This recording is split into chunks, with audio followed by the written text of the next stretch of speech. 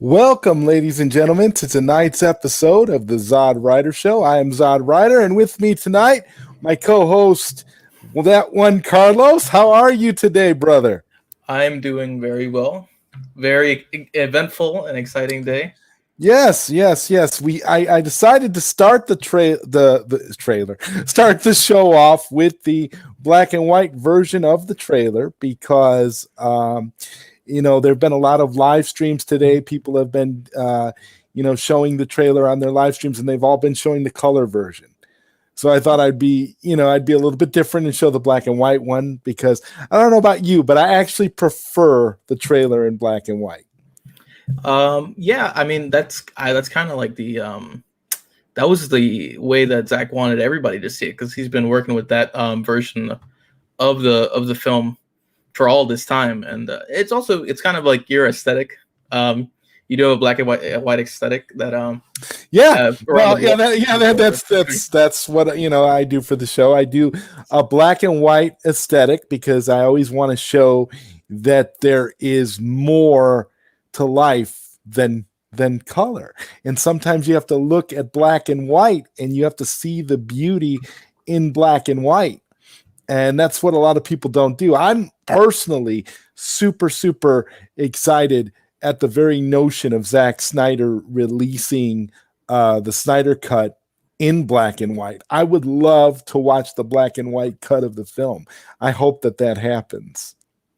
Yeah, there was talk of like potential, theatrical screenings, potential like an IMAX screening. So if there's any special event like that, I know if Zack participates in it, he would want to show the black and white one. Oh yeah, it would be wonderful. I mean, we have to talk a little bit about Zack Snyder, because he's been making the rounds. Him and some other celebrities have been making rounds on some shows. I know my buddies over at the Four Nerds had Ray Porter and Richard Citrone on today, and that was nice to see. And Dave the Film Junkie had Zack Snyder on the Vodka stream a few days ago, and we also had Chris Wong Swenson, who had an interview with Zack Snyder. Did I miss anybody? Because I know there's been a lot of shows. Before Dave was Grace with the follow-up. Oh yeah, interview. Of course, Grace Randolph. Yeah. But I was talking, basically about YouTubers and people that we associate with from time to time. There was, let's see, we also had, I want to say, yesterday. Oh right, there was the Nerd Queens and Wonder Meg had a stream as well. Yeah, the Nerd Queens and Wonder Meg had a stream, and yesterday Poindexter Lounge had the Nerd Queens on his stream to talk a little bit about Zack Snyder and and stuff. And I found that to be quite an enlightening stream. I actually was watching that stream, and I ended up not catching the end of it because I couldn't keep my eyes open. I wanted to watch it all the way through, but Enosh is notorious for having super long live streams. They're really late too. yeah, and he has them late at night, and it's like you try to. So it's like me. I'm just trying to enjoy the stream and to celebrate the whole. The whole situation has just been kind of a celebration.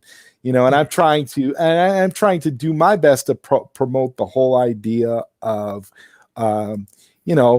donating to suicide prevention. I think it's a very, very worthy cause, and I think everybody should donate if they can. Here's the link. The Autumn Snyder Tribute Fund link. So if you can donate, please do so. I definitely want to encourage everyone to do that because it's a beautiful cause, and they save lives. So while we're talking about that, before we get into some other things about Zack Snyder and the trailer, let's take a look at the chat and see what people are saying. We've got Igor Snowden. He said, already hit the like button for you. Thank you, Igor. I appreciate that. That's always nice. Like and subscribe if you haven't already. I'm still building my YouTube channel. It's going to take me a long time to get to the over 11,000 subscribers that my good friend Nerdy in Many Ways has. But yeah, you got to start somewhere, right, Carlos? That's right. And we have Ray Ray's collection. Hello, bro. I hope you're good and enjoy the day. Oh yeah, I am trying to enjoy the day. I've had a lot of conversations with some really, really great and supportive friends today, and I'm very, very happy about that. And I feel very appreciated. So thank you, Ray Ray. And there's Jacob Ludi. Hey Zod. Hey, how's it going, Jacob? Good to see you. Glad you're here. Sickness. General Zod, oh, glad you're here, brother. Good to see you, man. Always a pleasure. Had some great conversations in the past with Sickness. He's a good dude. All right. And we got Ray saying hello to Sickness. And and Ray shouting you out as well. All right. So they're basically shouting each other out.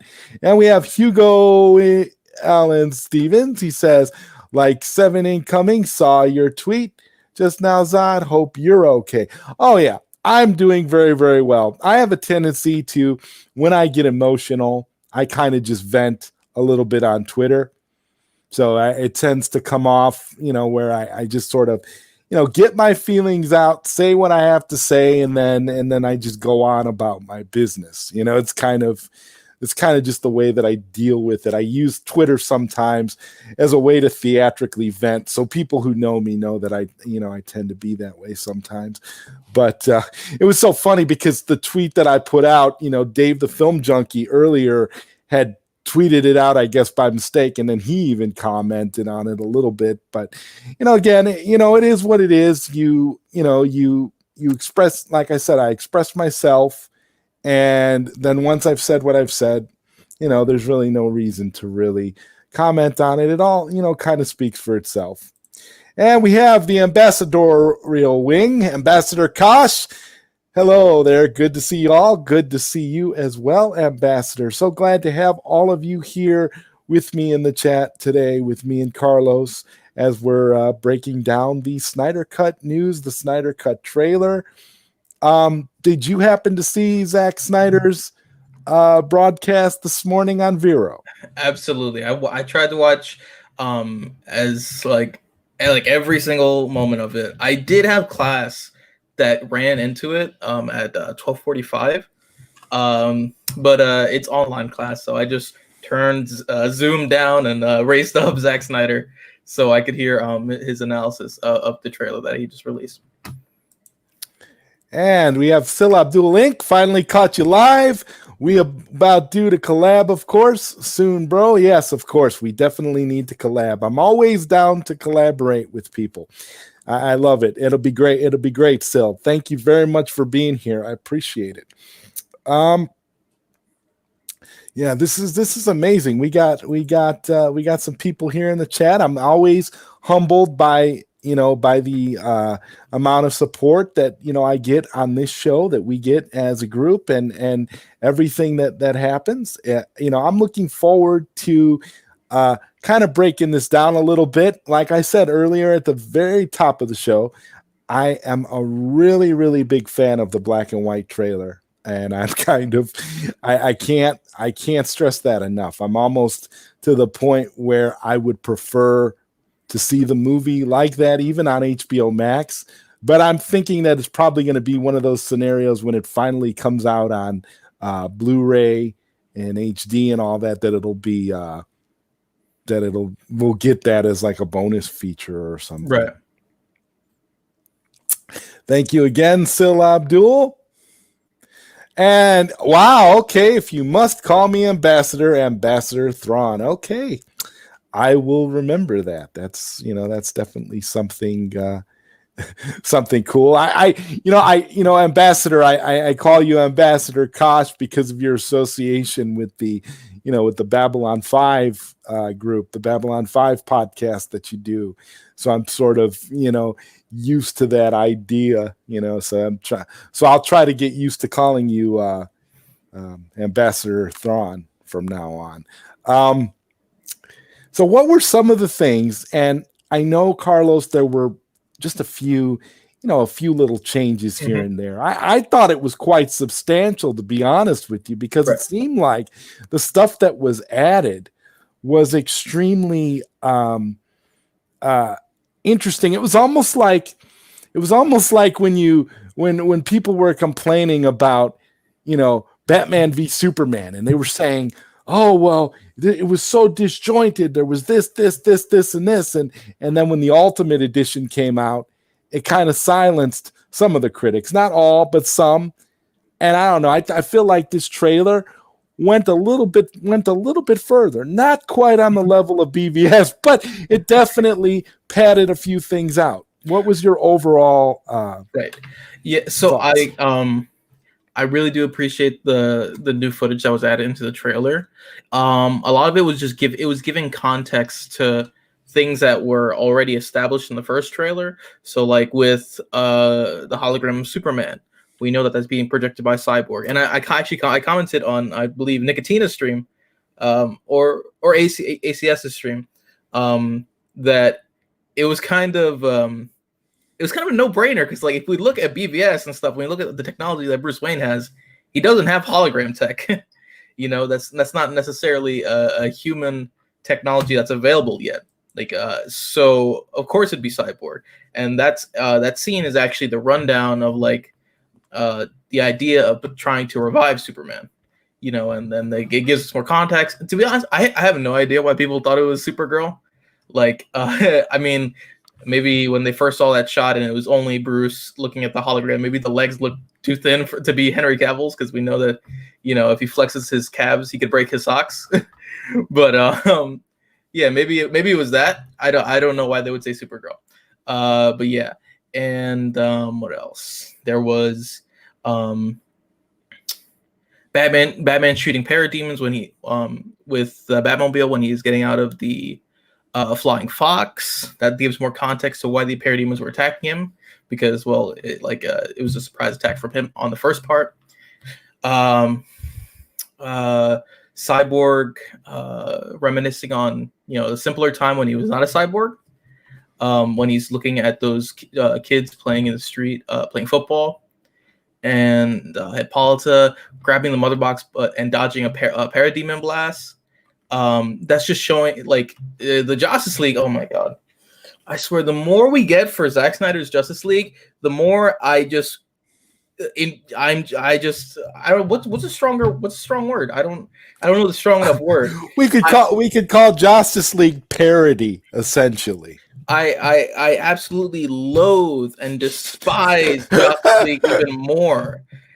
Every time I get more of Zack Snyder's Justice League, and because from the watch party that was a few days ago on Nerdy's Twitch, it got the a refresher on what happened, and Hippolyta wasn't shown to be like fighting; she was just fleeing, and now we actually get that warrior kind of mentality of of standing your ground, and that's why she was actually like wall running, and then as she's floating in the air, she does a flip just to narrowly escape a blast from a parademon.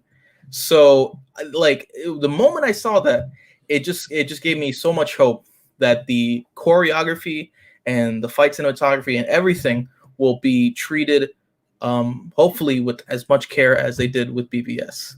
Now I know. Oh, sorry. One last thing with Richard Citrone, and in the interview that they had earlier today on Before Nerds, he said that with like the warehouse fight scene and BVS, it was all honed in on Batman, because Batman was a pillar of that story. So, and it was also the introduction of him in the DCEU. So we need to set him as, we need to like show his limits, and so it was very honed in, and that's why the warehouse fight scene is as good as it is. But because this is an ensemble, it'll be more spread out so that each person can get the light. And but bottom line, we're not getting any wonky fight scenes, bloated, tired actors. No, they're back. They're reinvigorated. They're better than ever, and it's going to be amazing. Yeah, I have to say that I agree with pretty much everything that you just said. And I wanted to disagree with you about something, but I couldn't find anything. that was the issue. I was like, oh my god, I want to figure out a way to disagree with Carlos here. But it's amazing because a day like today really is all about celebrating the fact that we're raising money for suicide prevention, and we're also getting the movie that we've been fighting for the last 3 years.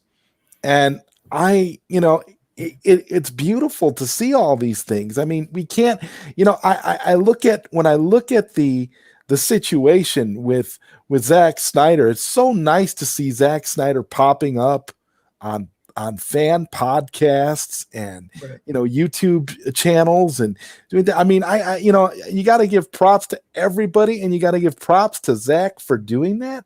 It's a beautiful, beautiful thing. What's up, Simon? Good to see you. Hey, Simon. Um, I mean, it's really humbling to see so much. He's such a giving director. He's such a giving person. Like, I've never seen a movie director willing to sit down with his fans on the level that Zack Snyder has. I mean, when you think about it, we've had a BVS watch party with Zack Snyder. We've Right. had a Man of Steel. He just did his trailer. I mean, if things continue down this road, I could see us all eventually watching this big 4-hour epic Justice League with Zack Snyder and him sitting there breaking it down. That would be an entire day. Right. Yeah. I at least in my lifetime, which is not very long, but I haven't seen a director so invested in their current work as well as their previous work to actually invest time, their precious time, which could be spent, doing other projects or other things, doing events for the fans and by the fans and for the fans, and it's really something to behold because at least for me, I'm interested in getting in the film industry. I'd love to be a screenwriter or a director. I have all these. I'm an ideas man, so I always have these ideas floating around, and I'd love to manifest them in some way. And if I could also keep that mindset that Zach has, that example, of being just so humble and actually loving your work. That's that's something that we all want. So I'd hate to see directors or people that work on anything and just want to do it just to get a paycheck and just finish. Exactly. It breaks my heart because every film should have some amount of passion put into it. But if it's not, then Yeah. then that's just it's like a waste of human innovation, a waste of time. Yeah, if you're not passionate about what you do, you're not doing what you're supposed to be doing. And ambassadorial wing, the ambassador says, I really like the statue Batman was standing on, the Dark Knight standing grim death.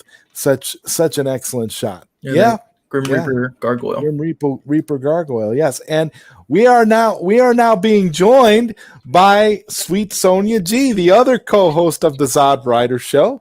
Oh, she was there and now she's not there anymore.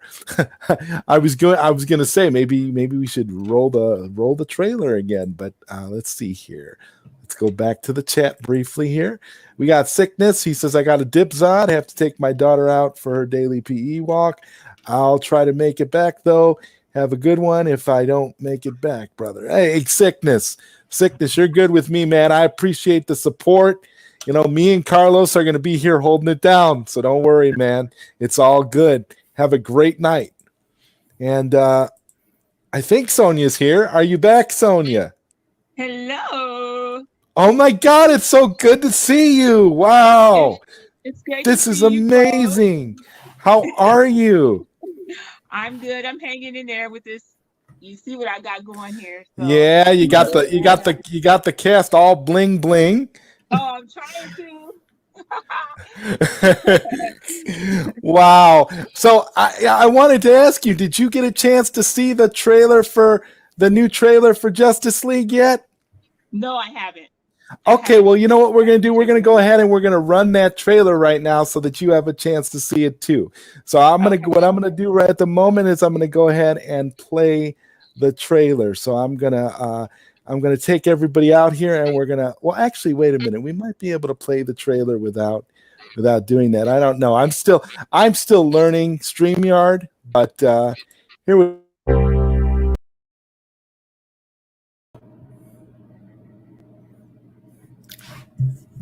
Okay, welcome back, everyone. We have a lot of people. Yeah, we have a lot of people here on the panel. I want to welcome Jeffrey Warfield, the Watchtower, to the ZodWriter show. This is the first time you've ever been on my show, Jeffrey. I appreciate you being here. And Hugo, the other Who fan, welcome, man. You're another person. I'm so glad to have you here, man. What's going on? It's good to see you all. It's great to see all of you. This is a nice panel. This is like an all-star. I consider this to be an all-star panel. So I'm going to start with you, sweet Sonia G, before I get to Jeffrey, because I know Jeffrey has a lot to say. So I want to start. I want to start with you, Sonia. What's your opinion of the trailer? That was your first time seeing it, so. I love the fact that it's in black and white. That's kind of theatrical right there. I mean, yeah, I chose the black and white version of the trailer because that was the first version that was shown today. So, because I haven't seen it, so now I'm thinking that it's in black and white. So, is it in color or is it in black and white? Well, the movie's gonna be in color, and at some point they'll probably release the movie in black and white as well. But I like the trailer in black and white the most, so that's why I decided to show it in black. Yeah, it looks pretty awesome. And Jeffrey, let's get to you, my good friend, the Watchtower, who gets everything right. I mean, this is a guy right here who knows his stuff. Jeffrey, tell me, what was your opinion on the trailer? So, really, I'm going to give my opinions on both the color version and the black and white version because I think it's significant. So to me, like for the black and white trailer, like you could really I actually can see why Zack said that his ideal version of the movie was black and white and in the IMAX screening because I noticed that in black and white I really could just get more emotional in the scenes and really just can tell what's going on and get more of the emotion with just the black and white ratio. But when I saw the color trailer, when I saw the one with colors, I thought it was just kind of cool to look at. So really, like to me, I think the reason why Zack wanted the IMAX, the black and white ratio for his movie is because the black and white really does insinuate for the people to pay attention to the story and not just the colors, because really like in like the 21st century, the first thing that people always talk about is the visuals, while in the trailer while in the black and white trailer I'm trying to pay attention to the story that's going on inside the trailer. So if you were to say what version of the trailer is my favorite, it would be the black and white, hands down. I haven't even seen the color version, but I really like the black and white. It's pretty cool. I will say I was sitting here thinking, I'm like, my God, do I have a better chance of getting away with being able to show the black and white version, or should I add both versions to the show? that was kind of my my dilemma. I'm like, well, you know what? I liked the black and white version the most, so I figured I'll just use the black and white version on today's show. And Jacob Ludi says, I still can't get over how amazing this version of Steppenwolf looks. Oh my God. Okay, Jeffrey, go ahead. We'll start with you. Like that's a version of Steppenwolf looks like, because like the Steppenwolf version in 2017, like I would actually feel like punching him, like I could actually take him. But but Zack's original version, nah, I'm running away like the Flash. Like I don't think I can take him. Right, he actually looks like a villain. And Hugo, let's go with you, since we haven't heard from you yet. What is your view on the trailer, both the color version and the black and white, and then Spiky Steppenwolf?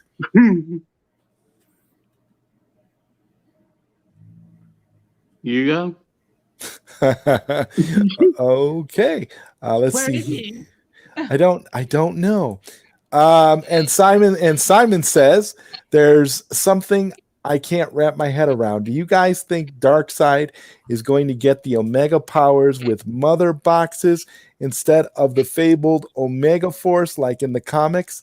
That's what I get from Zack Snyder's Justice League. I mean, I could take this one. Go ahead, Carlos.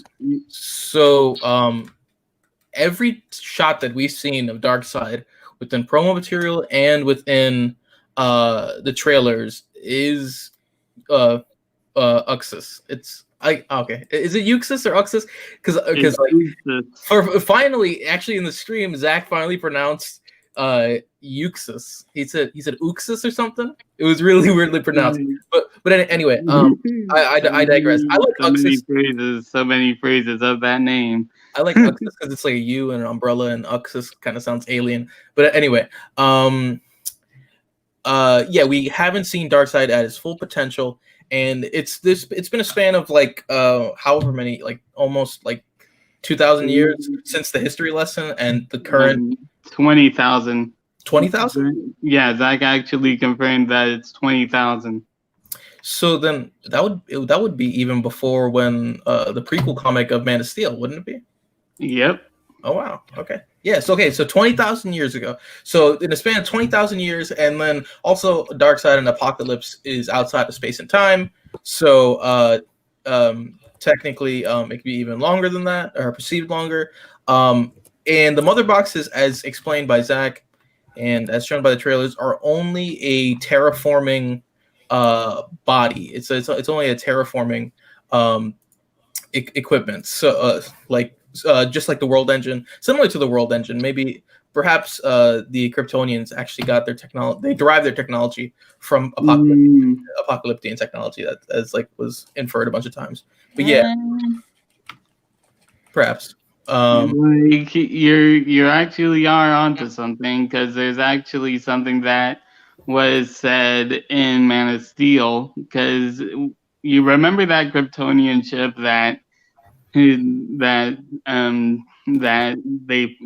find in that scene where they first introduced Lois. The person said, the scientist person said that the ice is actually 20,000 years old.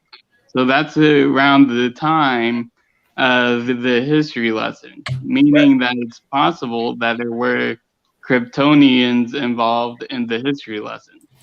Right. Yeah, and that goes into like I don't exactly remember which stream, but the potentiality of the a Doomsday fighting Uxus, which is like absolutely insane. Bottom line, we haven't like this. It's not the Darkseid that we see in these trailers is not his final form, so we don't know how much development he has gone through, and how even more menacing he's going to be in the present age. You know, because even back then he rivaled the old gods and stuff. So I wouldn't worry about all these kind of like shortcuts that Zack does. 'Cause I don't think Zack is a shortcut kind of guy. No, not at all. Yeah, because really, like, there's a reason why Zach said that Uxas is as powerful as the old gods, and then with the Omega effect, you have him like supercharged. So and plus, like, I really can't wait to see. I really can't wait to see 3 things in the history lesson if I am correct. Original Darkseid versus the original Doomsday versus Steppenwolf and Uxas versus Ares and Zeus. Jeffrey, that sounds like a battle royal. and Hugo, are you there? I'm here. Great. We need to get your opinion on the trailer, both the black and white and color version, as well as Spiky Steppenwolf. Yeah, you need it. I need it. Let's hope it comes out again. Yeah, the trailer. Just like before it got taken down originally, it brings up so emotion within me. I'm tearing up and singing along with the song, and then when I see Iris, my heart flutters because I have a big crush on Casey Clemens now after seeing her. That's and it feels so cathartic to watch that and see how much we achieved through our campaigning. And when those of us weren't campaigning, we were speculating on what was to happen. We were tweeting out support with the hashtags. And some people say that the use of Hallelujah is indulgent, but I will argue, like I said, it's cathartic. We worked very hard for that, and it's one of Zach's favorite songs because Zach loved Leonard Cohen. And also it was used in Autumn's funeral. Yeah. And there's also that, and that song just has so many meanings, and if you really think about it. Yeah, and the extra footage is just an extra icing on the cake that doesn't take away but adds value. I'd say it was worth the trailer getting taken down originally if we got to see all those little extra bits. Yeah, Spike, badass. Absolutely, that is how I want to see Kieran Hines, because he sort of has a build like that in real life almost. He's not jacked, but he looks like that would be what and you know what? The good thing is he doesn't look like Liam Neeson. Exactly. In Zack Snyder's Justice League. Yeah. And we have to welcome another member to tonight's panel, the Ambassador. Welcome, Ambassador. Yeah. Evening, guys and gals. Good to see everybody once again. So yeah, great to see you. So we need to get your opinion going right down the middle between the black and white version of the trailer, the color version of the trailer, and what you think of Spiky Steppenwolf. In terms of the two versions, I grew up in an era where I watched both color and black and white movies growing up. So honestly, seeing a trailer in black and white is not terribly foreign to me, but in terms of the film quality, it does beef it up quite considerably. Considering the added footage that we got today, and I've been able to watch everything, I was able to watch it a couple of times. I will say, as just somebody looking at this from the outside in, because I haven't been here from the get-go of the whole Snyder Cut movement and everything. I'm kind of coming in on the not so much everything, kind of coming in at the apex and everything, where you all have achieved this, and I think justifiably so. I have nothing but respect for the entire Snyder Cut movement and for the man behind it, obviously Zack Snyder. In terms of the movie, in terms of everything that we saw, and I put a few comments in the chat and everything. The explosion when Flash saves Iris, I loved that effect of the fire and the smoke in black and white. It had a very visceral feel to it and everything. It kind of just beefed it up a little bit more. I will say that very coy smile that Iris gave to Flash, I thought that was also a very nice touch and everything. In terms of the extra shot that we got of Darkseid, because we got the first one in the last trailer where he brings the axe down on whoever he brings it down on, and then we see him standing before his army, his forces. I love that part. Now, I don't know if this is on Apocalypse or what have you, but still, very nice establishing shot, establishing the menace that the Justice League is going to be going up against potentially. In terms of Steppenwolf, I had said this morning, and I think maybe this afternoon once or twice. I love the alien appearance of not only Steppenwolf, but also of Darkseid and also of Desaad. Yeah. In the past or anything, Desaad has always been depicted as kind of a sickly, scheming, humanoid character. He's much more alien in this. Actually, I think that was a good move and everything in terms of what Zack Snyder has done with the character of Desaad. And I'll be interested to see just how the character operates and everything in the series.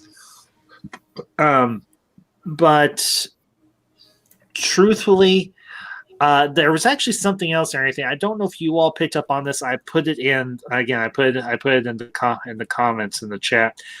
When they're activating the mother box there, I guess it's at Star Labs or wherever.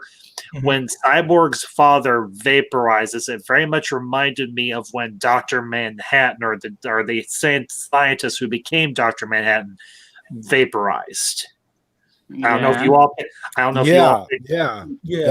I don't know if you all picked up on that. I thought that, as I said in the chat, I thought that was a nice callback to one of Zack Snyder's previous works, but it fits. It doesn't feel forced or fake or just shoehorned in there just as a little Easter egg.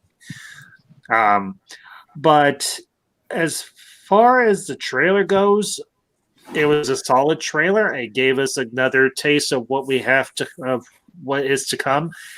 In terms of the song choice, for those of you that are familiar with Zack Snyder's work, and most of us here are, something that he often does is he picks very eclectic songs for his movie. In particular, one of his best known, obviously, is Watchmen, and the song during the opening credits and everything. I think this one and everything, the Hallelujah that's played, not only is it a call out to the fans that have worked and campaigned and pushed to see this done, but also I think it also fits the tone of the movie or the series, because eventually we'll get that Hallelujah moment when Superman comes back to life. And we see the Justice League finally formed as they should be. That makes sense. That makes sense. Because go ahead. No, wait, go ahead. Jeffrey. Yeah. Go ahead. Yeah, go ahead, please. 3, 2, 1. Okay. So really also like another thing is really just something that I saw people on Twitter be saying that, oh, it's dark still, but really, like, if you think about it, like, Hallelujah isn't really a dark song. Like, it's a really very hopeful song, and really, if you think about how Man of Steel and BVS went, BVS was like the darkest point of it, was really like the darkest point of the DCEU. Like, I hate doing this, I actually do, but it's really kind of like Empire Strikes Back, where even though where the bad guys do lose, but at the same time Superman does die. And then at the end of the movie you do have that little sliver of hope that Superman is still alive. And then you have in the trailer that came out that really, and Zack also said this himself, that the movie isn't going to be dark. It's actually going to be something along the lines of Wonder Woman, the first one. So it's going to have those dark elements in there, but it's actually going to be very hopeful. So that's really what the music really is supposed to signify. Not something dark, but really something hopeful that it has come. Okay, and just like I want to welcome Nolan Talks Movies. He says, "Didn't know this was a thing." Welcome, Nolan. Good to have you here. Yeah, we're just talking about the Snyder Cut trailer, and we're going through all of the ins and outs of that, trying to rack our brain around all the magnificent stuff that we got out of it. Carlos, your take on Spiky Steppenwolf. Right, yeah. I was just gonna say to the song point, if you listen to the lyrics of the song that are like aligned with the shots, Yes. it kind of tells the story of the movie. Exactly. And it repeatedly says that basically that the characters that create the characters that make up this movie are a bunch of misfits, like, or something, and over and over they fail over and over, even though they're trying with the best intentions. But the ultimate hopeful message is that but even though they keep on falling down, they keep having the will to stand up and fight for what's right again. So I just want to say that, because I really do like the song choice. To be honest, like, I kind of want to hear some more of the audio design and like maybe Junkie XL and in the trailer. I feel like that's a little too much to ask for at this time. Maybe, maybe in the future, but well, who else believed that they were going to actually replace Hallelujah with Junkie XL's music? Maybe Junkie XL was going to do a piece for the trailer because they were having music issues. It was I think it was too soon. Like there was too little time. So yeah. It was bound to be a re-release of the original trailer, and then with some added shots. With my take on Steppenwolf, I really do like how they made him.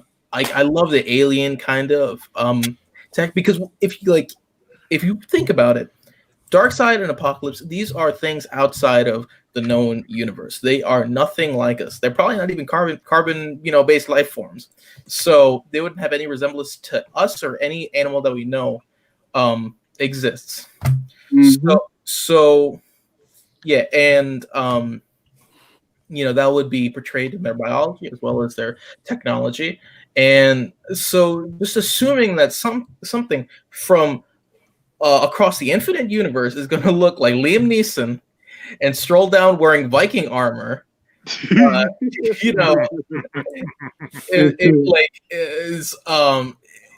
it's very unrealistic, and it's a disservice. And honestly, look like Steppenwolf in Justice League.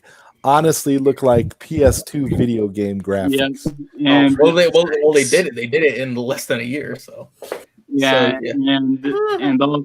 and also like, if you really just and really like, this is really like a nice touch that that Zack actually said, that I actually am very interested in seeing, where he said that that Steppenwolf's armor is kind of like its own character.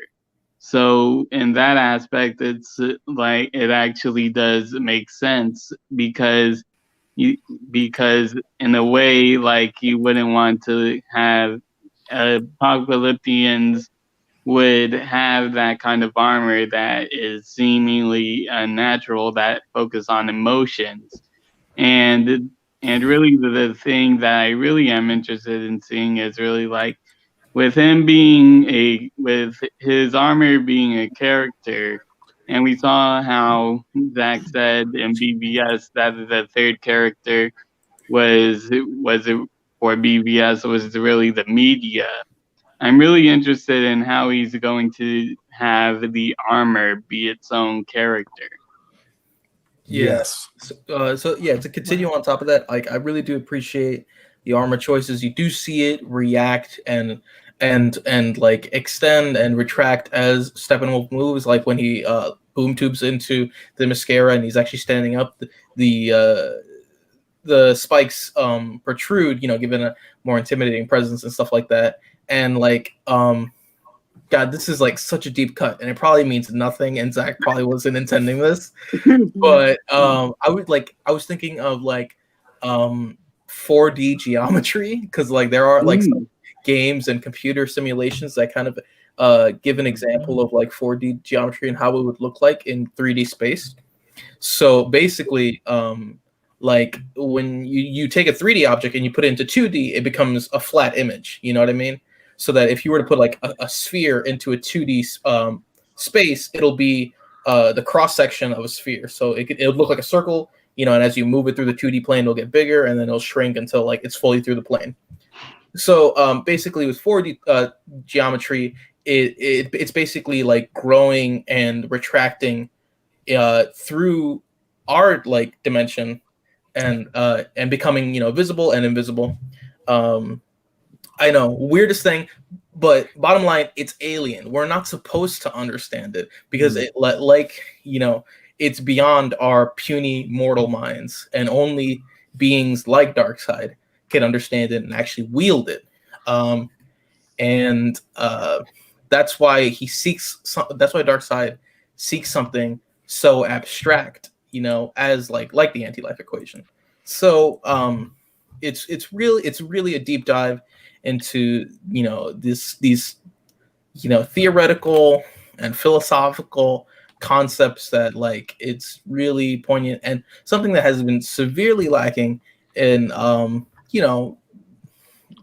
film in general, but also superhero film, and like just watching this and listening to the inspiration of where these things come from is like I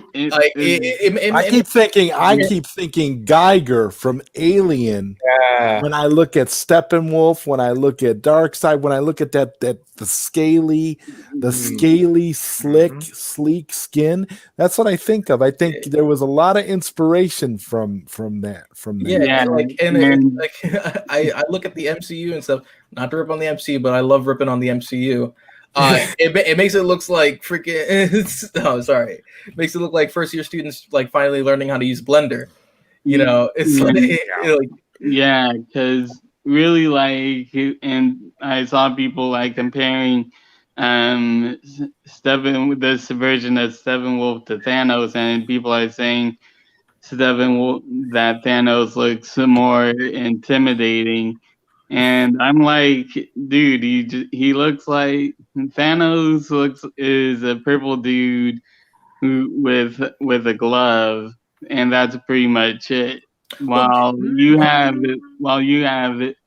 Steppenwolf in this picture here, you have Thanos, you have Steppenwolf in this picture looking very intimidating and really just like has this very big presence that you don't want to mess with this dude, really like with that aspect, you just remember like this is Steppenwolf is just a precursor to Darkseid. So really, with Steppenwolf being a kind of like a side villain, like I don't want to say he's like a side villain, but in this case I do. with him being a side villain to Darkseid and is still and is still powerful enough to handle the Justice League and be a Justice League threat, that really just opens the mind to how powerful is Darkseid now? How powerful is Darkseid with the Omega effect? So, Sorry, Jeff, I didn't mean to cut you off.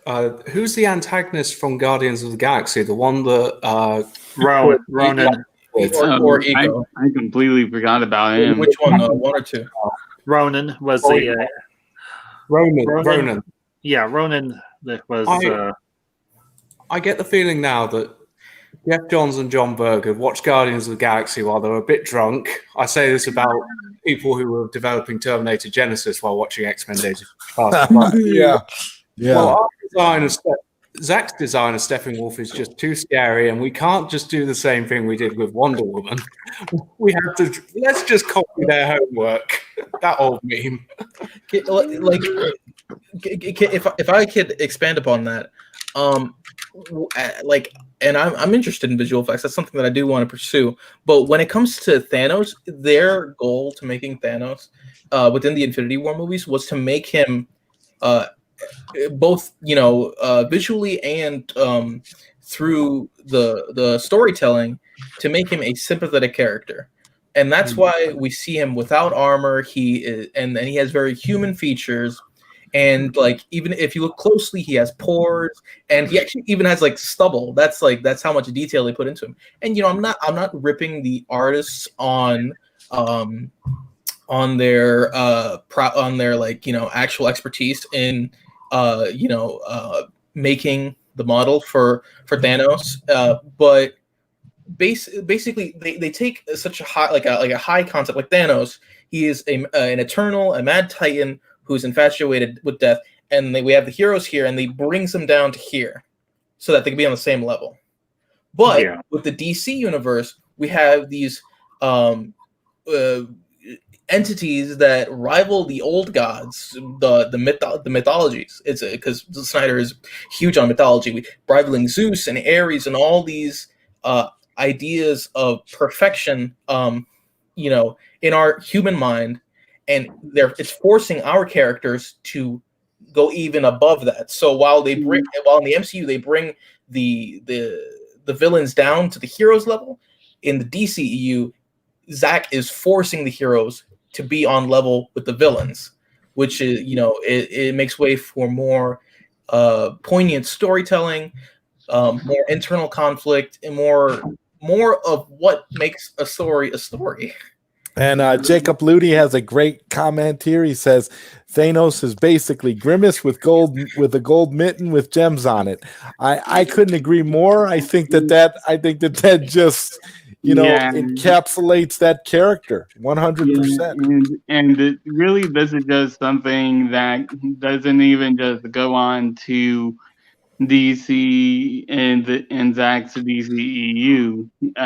This is actually this is really the comparison that I'm going to make with Marvel and DC as a whole. For Marvel, you have superheroes living, you have these heroes living among men, while for DC, you have gods trying to live among men. Like and really, like, in that aspect with the mythology, like you can really see Superman as Zeus. You can see Superman as Zeus. You can see the Flash as Hermes, Aquaman as Poseidon. Obviously, that one isn't really hidden, but really, like, if you think about it, like each one of the Justice League, the main seven, they all seem to have a type of character trait to a Greek god. So really, like, in that aspect, the mythology, going into the mythology aspect, the villains do have to be over the top because you really had to have, as Zach said, have gods kill gods. So, because really, like someone said that that Superman's villain first should have been Lex Luthor, but in that aspect, that really wouldn't have worked because really as we know in the DCEU, Superman was the first metahuman to be found, and then in the time jump, you have Lex then finding these other metahumans like Flash, Wonder Woman, um, Flash, Wonder Woman, Aquaman, and the rest of the league. So in that aspect, like really, what could have, like really, you have to ask the question: if Lex was the villain, would Lex be a threat would Lex be a threat to Superman when, like, really in that aspect? It would really make more sense for a millennial type Lex Luthor, which is actually based off of Superman Birthright, to actually challenge this Christ-like figure to have a god bend to his will, which actually in BVS, as you can see, Lex actually does achieve that. He defeats Superman for a little bit without using kryptonite. Yes, yes, and to add to that, with Justice League, it seems like what we're getting is not just an expansion of what we've seen before, but ultimately, in addition to the mythology, it's going to be almost like an epic new chapter in the mythology of these characters, which is going to be absolutely brilliant because there's so many different avenues that Zack is going to be able to explore now that we know he's going to get to tell his story, unmolested by the things that the studio wants to do. So, Carlos, what are some of your thoughts as to where you think Zack might take this story? Well, it all depends where he ends. I don't know where exactly he's ending. I know that Lycast has teased it. Many people have teased it that Zack shot enough film to encompass 2 movies. Yes, and I don't doubt that. 4 hours is a very long time. But I really don't know where he's gonna end. So if he does end on the cliffhanger, where Steppenwolf is decapitated and rolls up to his head rolls to the throne of Darkseid. Then of course there is the implications of preparing for war with Apocalypse and gathering all the allies you can, which would extend to the Green Lantern Corps and Martian Manhunter and the Amazons and the Atlanteans. So there's plenty of room for that. Oh my god, I deeply, deeply hope that Zack is open to the idea of having more of these newer, I guess you could say, post Justice League heroes join the fight, such as the Shazam family and probably the JSA. We know Adam could most likely be there because he was in the original Vision for the Atom. He's probably most likely in there. Like, this movie has been in development ever since 2010, I think. So yeah.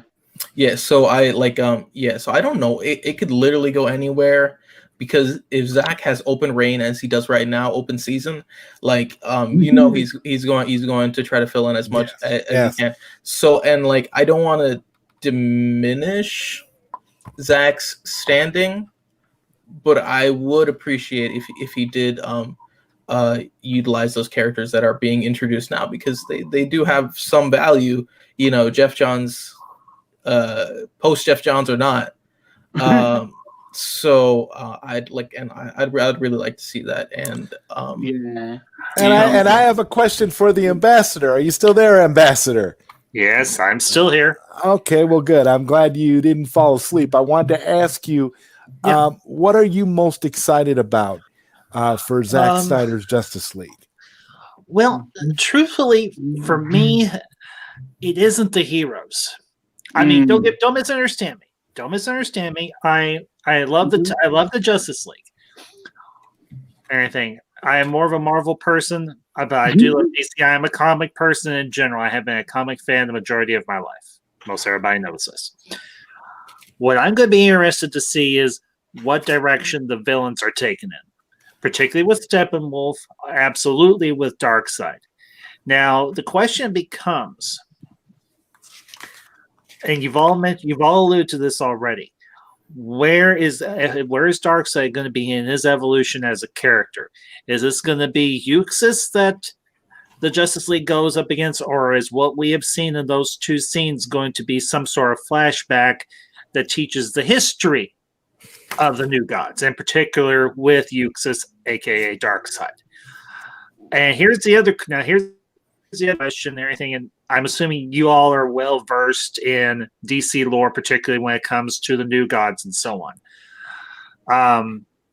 I know there has been some tinkering with Darkseid, the fact that he actually exists as a fourth dimensional being. There is when Jack Kirby originally created the new gods with Darkseid and All-Father and all the beings there on New Genesis and so on. My real question will be, will what we see be simply will be an avatar of the Darkseid that has evolved to a being that has no actual corporeal form? The other question becomes, and you all alluded this to as well, will they bring the Shazam family in? Will we get the Green Lantern Corps? We'll probably get the Atlanteans and the Themyscirans, the Amazons. But here's my question. What about New Genesis? What about Orion? What about Mr. Miracle? What about All-Father and all those other new gods? Are they going to play a part in this at some point? Now, if this series is going to be focusing specifically just on the Justice League going up against Steppenwolf, okay.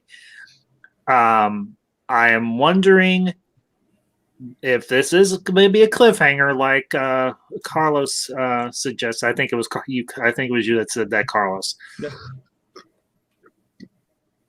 If the next movie or the next series, or however way they do this, is going to be the war against Darkseid, is Zack, because obviously this is Zack Snyder we're talking about. He generally does his homework. Is he going to bring the new gods in to fight alongside the Justice League?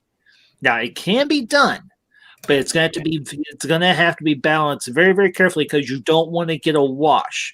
You don't want to lose your focus on our main heroes and everything. And I know some people, and you know what, you all have your criticisms, that's fine. The one thing that I think in-game did well, particularly at the very end when you had the end fight, you never lost focus on your main heroes. You had all the other heroes there. Everybody had their moment. Everybody had their time. But I think the thing that was done well at the end of Endgame was the fact that we didn't lose focus of our main heroes. And I will be interested to see, and I think Zack has the capability, obviously, that he can pull off keeping the focus on the Justice League. But if they bring in the other heroes, if they bring in the gods of New Genesis to fight against Darkseid, and what power level Darkseid's going to be at. Yeah. That for me is what I'm going to be interested to see going forward. I think I can answer your question a little bit there, because for those who don't know, I've been saying this for a long time, but really, if you actually do go back to a interview during the BBS press tour, Zach actually did say and actually confirm that the reason why he wanted to do the DC movies was because he wanted to explore the multiverse concept. So I think that the multiverse will be involved, but and we can obviously see that with the DC already pushing this multiverse aspect of it hard. But really like at the but really like the arc was actually supposed to involve the multiverse aspect. So I think you are going to get, like as you say, a lot of those heroes from both TV and movies, both probably past for those who want to come back, and also TV is like that guy from Gotham and etc. That I think that you are going to get kind of like the final crisis arc that I think Zach was going for. So I think that kind of answers your question. Yeah. Well. I'll tell you this, Ambassador. Yeah. First off, Mhm. saying anything good about Endgame in this podcast is heresy and blasphemy. No, I'm just kidding. It's fine. okay. It's okay. I mean, like I have my gripes. With I can take my lumps. I'm a big boy. I can take my lumps. It's okay. It's okay. I just want to, before you continue, I just want to give a shout out to Dawson, aka Nerdy in Many Ways, who stopped in. Nerdy, I don't know if you're still here, or if you want to jump on for a moment or two, or if you got some time, you're more than welcome. The link is in the description. Okay, go ahead, Simon. I mean, oh my God, Carlos! I was looking at Simon here, Simon, who said, "Just chilling here. I can't stream tonight, unfortunately." I was reading his thing when I was thinking of you. So go ahead, Carlos. Sorry about that, brother. It's okay. It's okay. No, I understand. I understand, Ambassador. I understand the sentiment of like having the focus not get muddied in the final battle or within the big ensemble part of the movie, and I do think Zach can handle that. See, the thing is, and this is kind of a revelation that was kind of revealed with all this news of like Jared Leto's Joker within Zack Snyder's Justice League is going to have a different design to the one from Suicide Squad and stuff. Like one thing I do applaud at the MCU is that Iron Man planted the seed in all the movies. All the branching movies started from that, and same thing with Zack Snyder, as he says. But I kind of hate that the interconnectivity is too loose between the movies. Yeah, and like, because when I heard that, I'm like, oh my God, then if Jared Leto's design is vastly different than, unless it's the Nightmare, which 5 years later many things could happen, and it's a friggin' nightmare. You're in the apocalypse. And Zeverfed is in the chat. Welcome, Zeverfed. He says Supergirl on Apocalypse confirmed. So that was from Zack Snyder earlier today, I believe. Well, now that'd be interesting because actually. Sorry, Jeffrey, didn't mean to cut you off. Yeah. But did he actually say that though? Because this is my theory. Mm-hmm. I believe that Supergirl is actually on Earth. I actually think Supergirl is on Earth. She was just in hiding. Because as you can see, this is where it actually comes into play.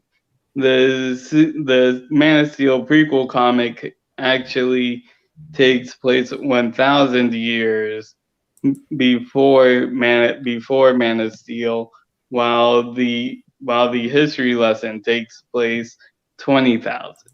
So I don't see how Darkseid can just scoop up Supergirl from Earth without being noticed. Yeah, I don't know about that, and I won't comment on that. But but yes. You So won't comment on that. yeah, no, I know. Genuinely, I don't. Hopefully, that empty pod in the Kryptonian scout ship. I seriously hope it's an Eradicator, because I do love the reign of the Superman arc, and like I could just imagine, like, well, they're not gonna do it anymore. But they're probably not gonna do that. But I could just imagine, like, after BVS, the Eradicator got word that a member of the House of L, the sole survivor of the House of L, is because we do know the scout ship belongs to the House of L. Is on Earth and now has currently died, and he did have his duties, and then he would be posing around as Superman, and stuff, and then you bring in Cyborg Superman, blah blah blah blah blah. Anyway, don't get started. He loves Cyborg Superman. But Carlos, here's the thing: if we actually get an Eradicator, I just want to go back to that point. If we actually get an Eradicator, it'll be one of the best kept secrets of the movie. It would, because honestly, we have heard next to nothing about that even being a possibility. So yeah, I would say that'd be pretty amazing, because I think it's a pretty lofty thing. But like you, I absolutely love that storyline, the death and return of Superman, man, and all the Supermen. I Reign of the Supermen. I love that story, and it would be nice to see that depicted a little bit in live action in the Zack Snyder way. So it would be interesting. Well, just consider this, because honestly, while the death of Superman story is great, Reign of the Supermen, where you get introduced to Superboy, I will say this. I actually read the biggest chunk of that storyline, and one of my favorite Supermen was the Eradicator, because this was Superman who was not afraid to kill. He was not constrained by that rule of take no life. I honestly liked of all the Supermen. Now I liked Steel. I liked John Henry Irons, I think was the name of the character who portrayed Steel in the comic. We're not talking about the movie Steel with Shaq. Sorry. I liked Superboy. Superboy was interesting, but the Eradicator, more so than even Cyborg. I know I might be speaking a bit of heresy here. Sorry. That's okay. But honestly, I found the Eradicator to be more. I found him more intriguing. I found him more interesting, because it actually gave an insight into Kryptonian society and morality, in a manner of speaking. Mm-hmm. Yeah, because go ahead. No, I was just trying to justify it within the confines of the DCEU, and like how the first kind of servant, that they wanted, became a Doomsday, and then they ended up in the future, producing Eradicators. So I don't know, it's just yeah, and as massive comic book fans, it's so fun, to nerd out and speculate on that level. But you know what? I want to defer to the Watchtower over here, because he knows. So I got to ask you, Jeffrey, are we going to see the Eradicator in Zack Snyder's Justice League? Honestly, I think with what Zack actually put out, and actually Man of Steel is actually very possible, because if you remember the Codex, because he said that the Codex is going to be playing a big part in Justice League. So, and if you remember in Man of Steel, it's explained that the Codex has all of the next in line Kryptonians to be involved. So in a way, we might probably see somewhere later down in Zack's arc when he is able to continue it, that Darkseid does actually create more Kryptonians, which will then lead to the Eradicator. So it actually is very possible that we will see him later down the line. Yeah. But anyway, this was kind of like a tangent. What I want to say was like, yeah, I really, really don't like that. Like that there's no interconnectivity. I feel like the interconnectivity is whittling down more and more and more. And yeah, no air bubbles. Yeah.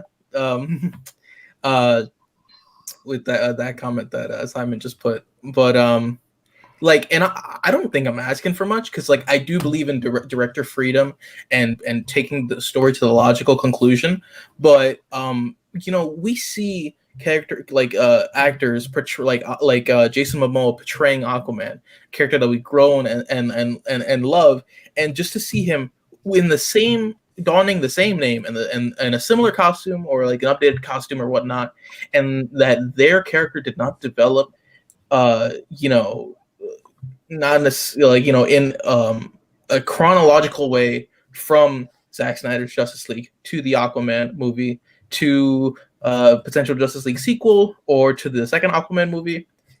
Like, I must say, it really does break my heart, because like Elseworld is fine, yeah, Elseworld means anything, you know, it could mean anything for the writer, but I really do want to see interconnectivity, which I think is kind of a lost dream now.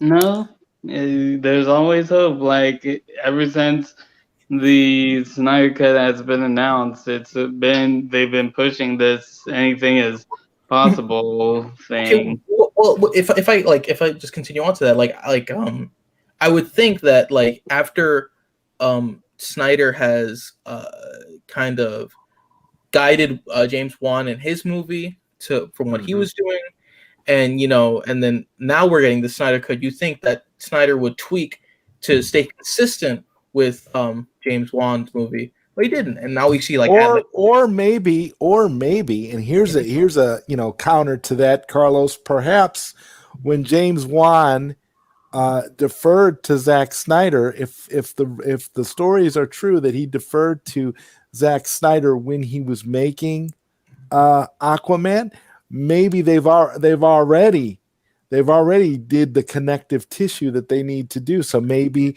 the Justice League, Zack Snyder's Justice League, will already fit in with what was established in Aquaman. Yeah, like I mean, like, I guess I'm pointing out the most trivial things. I'm a very trivial guy. No, that you know what? That's okay though. I like the fact that you're going deep on this. So, like, when you look at like the nightmare scene and you see Atlan's trident, it's a different it's a different design to the design that Aquaman has in the Aquaman movie, and that. But remember, this all takes place prior to the Aquaman movie. But the nightmare is in the future. And well, maybe he has a different trident. Hugo, you had something you wanted to say? Yeah, I had two other things as well, but if you want me to touch on the Aquaman stuff, I think that it's not a trident anyway. It's something. It's got four sticks or something like that, and maybe he gets the trident anyway in the future, because Aquaman happens straight after Justice League, and then the timeline happens. And as I theorized, and I think Dawson agreed with me on the Cheerful Chat Monday, was that Flash has to go back in time to change the Nightmare timeline, because you can't leave it like that, because Darkseid is all powerful and everyone's about dead. And he will change the timeline because they are out of options, and through changing the timeline to turn it all back to normal after the final fight, that's when you get movies like Shazam to come in. I'm sorry, Ambassador, this is my other thing I wanted to point up on. I burst your bubble here, but I can't see Shazam happening unless Flash has changed the timeline to do so. I think we'd be very lucky, and I would love Zack if he did get the actor who played Billy Batson in the film to just make a cameo, like he bumped into Barry or something before Barry goes into his hideout and meets Bruce. Wow, that actually sounds pretty cool, though. Hugo, continue. Wait, Well, this is It's no bubble bursted for me. I mean, if it turns out that the rest of the other heroes aren't brought in, okay, that's fine. It's not going to be the end of the world or anything. I'm still going to go in and see this thing. So, but Hugo, please proceed. Because I feel like it's like with X-Men, they have two different timelines, and decisions can change because of what actions are created. So with the Nightmare timeline, I could not see the Shazam family occurring. I think that Billy would not have been found by the Wizard. The Wizard would have and they would have gone their separate ways from falling out. So if you had anyone close to being the Wizard's champion in the Nightmare timeline, we would need to know where Black Adam was. I know, Jeffrey, you're shaking your head, but this is me trying to consider what it would exist. Well, and Akancha says right here, he says, "What up? I don't think Supergirl is in Justice League." And, with all the little hints that, Zack seems to be dropping, he did talk about the pod. He did mention the pod today when he discussed the trailer. I don't know. I think I'm going to have to disagree with that. I think Supergirl is in it. I think Supergirl is not only in Justice League, but I think she's on Apocalypse with Darkseid. That's my view. So as I was saying, see if the playing field. Really just something to go on. Okay, hold on, Jeffrey. Jeffrey, go ahead, Hugo. If I'm just going off what I can speculate of what the playing field looks like going up to what would be Ben Affleck's The Batman, which would be the last film we know happens before everything goes to pot and the Nightmare timeline becomes a reality. Going off the notes from Zack and from other official sources like Jay Oliva. The other thing I wanted to say was that, Carlos, I think the interconnectivity is going to come back because of the Snyder Cut. It's just, unfortunately, the Johnsburg regime wanted to soften that to a point where they thought, well, we'll just do one film after the other. And then when Johns and Berg got fired, it was left to Walter Hamada. And Walter Hamada, I always think just his job was basically, he got a paycheck in the post with a movie project sent to him. And he said, okay, we'll make a movie today. I don't know if it fits into what, but we're just making whatever now. But because of the Snyder going into fruition, and we've been campaigning, even if Zack feels that he's going to end with finishing off the Superman story he started with Man of Steel, a lot of directors are very loyal to him, and there are those who want to keep doing what he was doing initially to carry on from the final Justice League. And then there are those like Matt Reeves, who are good pals, who want to do the multiverse side of things. So it's all going to still be connected. I don't know if it will increase to the level it did when we got to the start, but it will be more than we did under the Johnsburg and Hamada regimes. Okay, well, I don't want to cut anyone off, and Jeffrey, I want to go to you next, but first we got to go. I want to go to Ambassador because Ambassador is saying he has to bounce. So, Ambassador, I wanted to get your final thoughts. As in terms of final thoughts, I said it this morning and I said it this afternoon. This has been a great day for, as I said just now, this has been a great day for geeks worldwide, regardless of the fandoms you're a part of, whether it's DC or Star Wars, because we got the Lego Star Wars Holiday Special, and honestly, it was a hoot, and I think it was a nice way to kind of round out a really great day for fans of all these different fans, particularly for the DC EU, and you all have busted your butts for this, and this man, this just genius that I rarely use that term. Zack Snyder is a genius. I put him up there with some of the very best directors in Hollywood. And I'm going all the way back to the golden era. DeMille, Wells, Lucas, Spielberg. Martin Scorsese. Yes, I will even put him in there with Martin Scorsese. This man is a titan amongst titans. And next year, we get to see this titan's vision.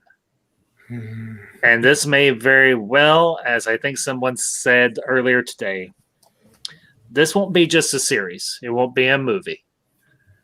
It will be an event. And we will get to look into the mind of a modern titan. So, and with that, gentlemen, y'all have a great night. And as everyone has said today, us united. And us united. Thank you so much for coming, Ambassador. And we will see you in the next one. Yeah. Us united. And us united. This is the way. This is the way. Yeah. Peace.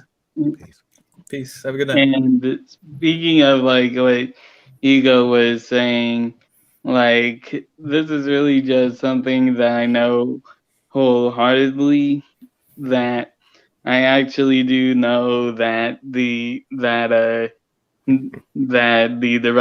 of Shazam actually did say that he did love BBS and that he was trying to get he actually was trying to get as much references to BBS so that he can have Shazam be in it, so that he can have Shazam be part of Zack's arc somehow. So there's also that. I did honestly just think the references were there to say BBS still happens. Shut up, haters.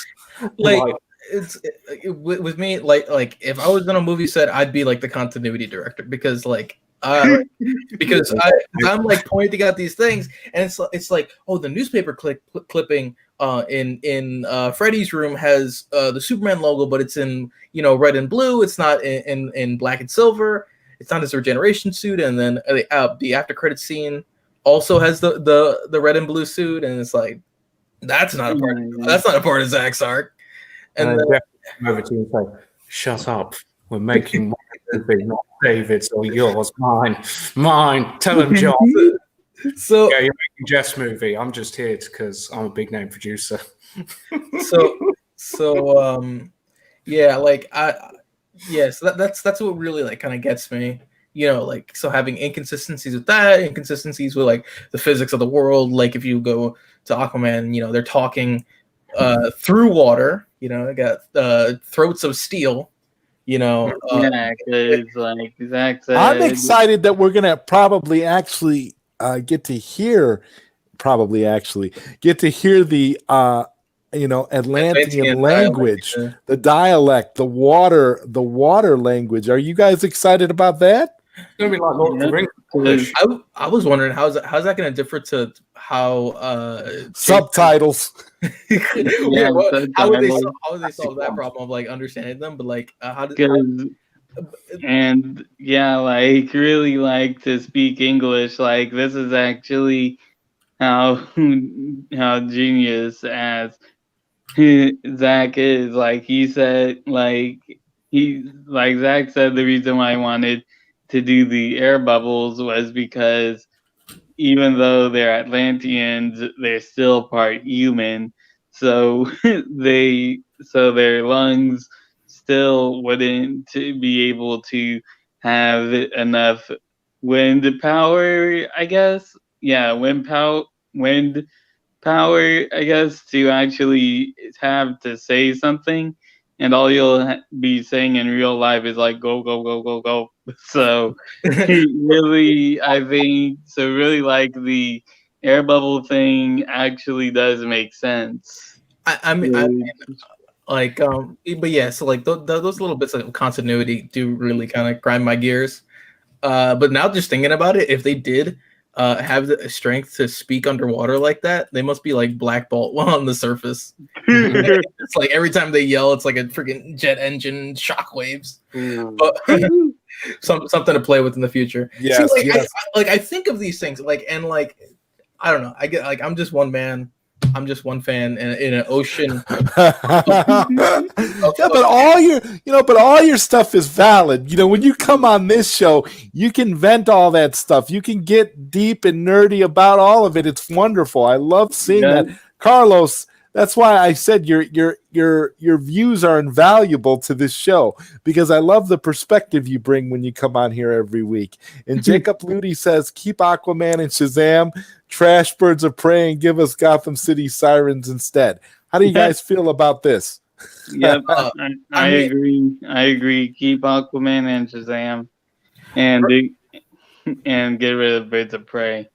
Yeah, Birds of Prey was all right. There's a few creative choices that I wouldn't have liked, like killing off Black Mask and stuff like that. And of course, like totally neglecting the Joker because we don't like Leto, or we don't like the version, or we don't like the version we got, at least, because we do know that there is a Ayer cut out there. And speaking of which, I don't know if you saw on Twitter, like during the stream, actually news broke that Margot Robbie is very interested in seeing the Ayer cut. Yay! Oh wow! But yeah, so like I would love to keep Birds of Prey, and I don't mind the emancipation story of Harley Quinn. So like now I'm not saying I appreciate everything in Birds of Prey, but as far as I would have done it, like I did actually, like on Discord, on Nerdy and Menaway's Discord, link in the description on Nerdy's channel. If you want to join and talk about things nerdy, I kind of came up, like I was just spitballing because I was at work, and at work, like I sit at a desk and I'm just alone with my thoughts.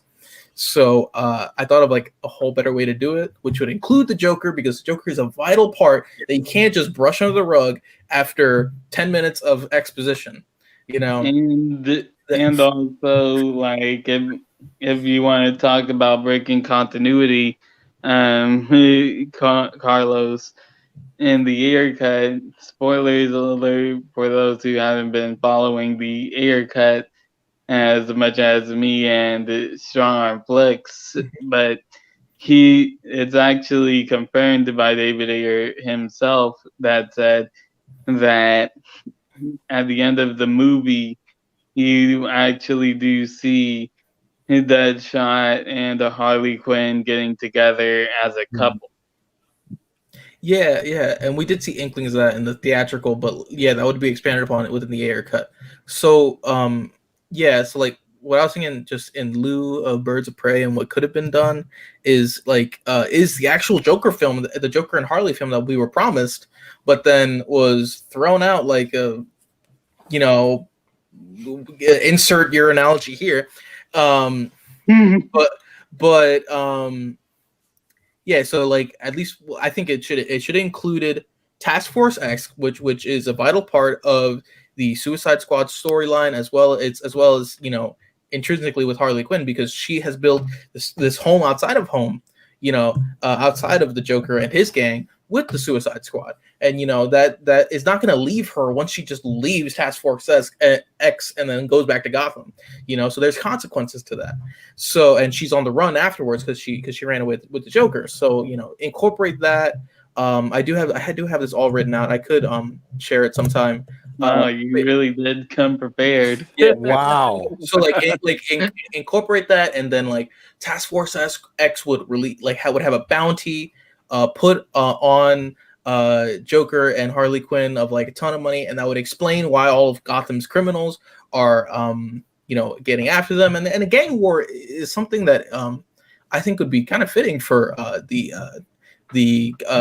Batman's Rogues Gallery, which I'd really love to see, because you never see them like actually like going like head to head with each other. They're always like begrudgingly compromising in Batman movies, which so I'd love to see that hardcore like division and just sheer drive to just annihilate the other person. So so like bottom line, like Black Mask is leading the force against Joker, and then like the standoff at a rooftop, and the bounty's still up, so who takes it?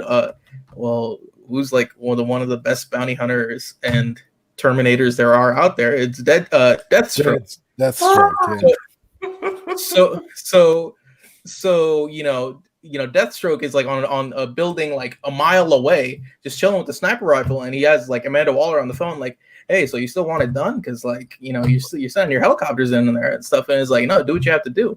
So he's like, okay. So then he shoots Joker straight in the face, and Joker falls off the roof, and and I do like the little thing that they did in Birds of Prey when they put the grenade in Black Mask's pocket. So Joker would probably do that beforehand and push Black Mask off, but like he would take off the jacket, but he didn't take it off fast in time. He doesn't die, but he is badly burned, and his Black Mask is actually fused onto his face like Doctor Doom style, and that drives him insane, and yeah, so then Joker presumably dies. Harley Quinn gets taken by the Task Force X team. Then that leads into the Suicide Squad, and then there's after credit scene where the Joker is washing up on the shore along with Black Mask, going crazy because he can't take off his mask. And we notice that Joker is a liquidy form of himself, and he's like, why is he liquidy and looking all weird after he just got shot, presumably dead, and he's trying to stand up now? Oh, that's right, because it's actually Clayface, because Joker has an elaborate scheme to trick everybody to getting into this one point so that he can make his narrow escape. So perfect. Like, you and I will compare notes, man. Sounds good. So there's so much potential to like. Oh my God, there's so many characters. There's so many storylines. There's so many theatrical elements, and I didn't base that off of anything. And how do people get into Hollywood?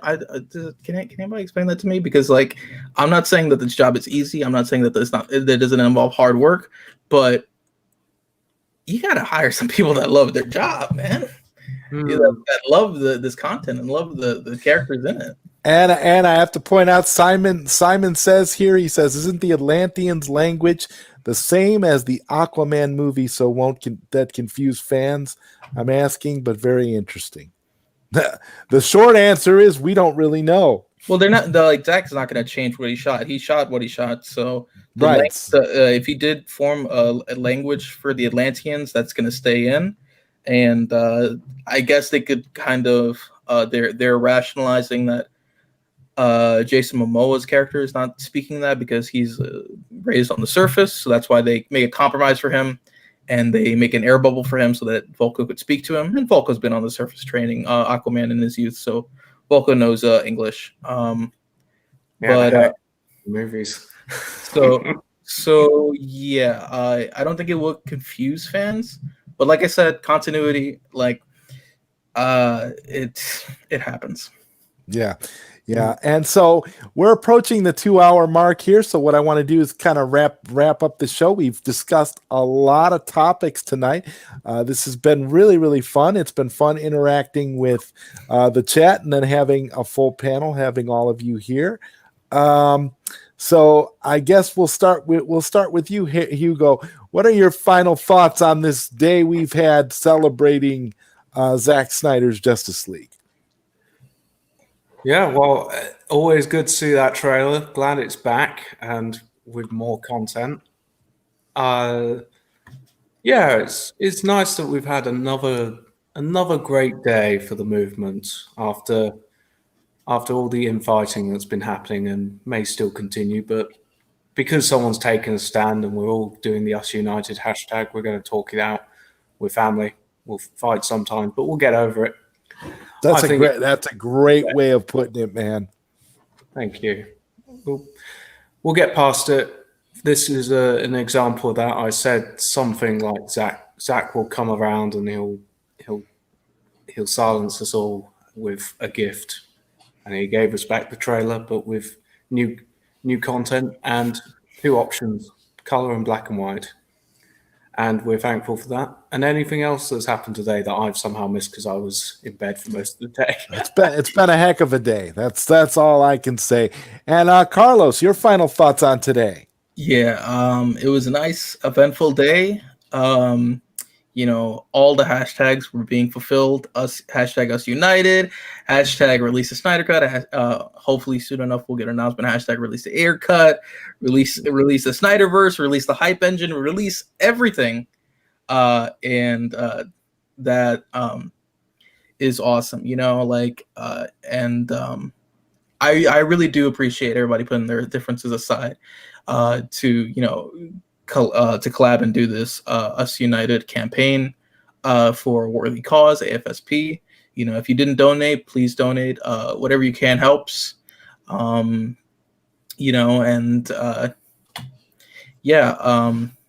looking forward to any future projects that DC is doing or Zack himself. And we'll be right back here to report on it and to give our thoughts. You're muted. Absolutely. Yeah, I saw. I realized I was muted before I started talking. And so, yeah, if you want to donate to AFSP, the link directly to the Autumn Snyder Tribute Fund is below. So definitely do so if you can. I would like to thank everybody once again for being here. And Hugo, where can people find you? Well, my Twitter handle is below. I am the other Who fan on Twitter. My name, Hugo Allen Stevens. If you search me on Facebook, you will find my actors, directors page. That's ALYN, no hyphen, and Stevens with a PH. You can also find me under that name at Vimeo. I also have a Facebook page for my film studio, though not active, hopefully one day, Slow Burn Studios. And if you want the same here on YouTube, you can find my channel. Maybe one day I'll upload content again, but it's there, my name, if you want to look at it. Okay, and Carlos, where can we find you? Right, it's that one Carlos YT at that one Carlos YT on Twitter. You can find me here on Tuesdays at the ZodWriter show. I love being here. I love having you here. I do have a YouTube channel and a Twitch that's currently not active. It has 3 episodes, and I do really want to get more content out there, but university and work has been kicking my butt. I love sharing my opinion, and I love talking with people. This is where it's at. Hearing different opinions and hearing all sides of the story to and ultimately making something that was not made the day before. Something that's better, something that's innovative, something that's creative, and something that will bring all of us, joy and fulfillment. And that's why I love doing this. Yeah, and it's great. And I am so thankful, Carlos, that you are here with me every week. It's great. I completely value everything that you bring to the show. I appreciate it. This has been fun. This has been a super fun panel. Hugo, it's always a pleasure being around you. You are awesome, man. And we are going to be back here next week. I don't know what our topic is going to be. I mean, who knows? We might have some more Justice League stuff. Maybe we'll talk a little bit about Erica. Maybe we'll have a special guest. I don't know. That's the beauty of the ZodWriter show. It's new to YouTube, so I'm trying to work everything out to see which direction we can take it with where we go, and it's just a lot of fun. And so you can find me here every Tuesday nights, 9 p.m. Eastern, the ZodWriter show, and you can find me at ZodWriter on YouTube, and you can also find me on Sunday afternoons on PlayStation Plus podcast with Mad Matt and Mad Max. So we will see you next week. I want to thank everybody once again for tuning in. Donate to suicide prevention if you can. And Jacob Ludi, maybe we will get to that Doctor Who talk. We got the other Who fan right here, and maybe I don't know. Maybe we'll see what we can do, because I'm gonna have to talk to Jessica Blake, because we were supposed to have her on, but Zack Snyder dropped all these bombs on us, so we've just been kind of dealing with the fallout from that. So hopefully we will have that. And Dr. Fate says Electro is going to be fire. Dr. Fate, maybe we'll get into a little Spider-Man 3 talk next week. I wasn't ignoring you, but we were pretty much laser focused on the Snyder Cut stuff tonight. So good night, everyone. See you next week.